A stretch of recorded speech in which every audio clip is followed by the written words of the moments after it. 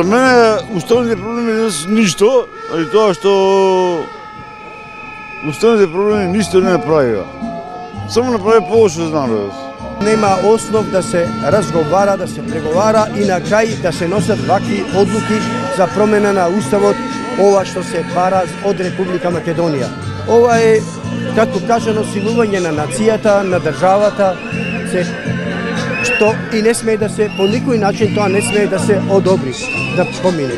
Прво, мојата порака до пратениците дека треба да им влезе во глава дека се избрани од народот, а не се избрани од ЗАЕФ и од СДС.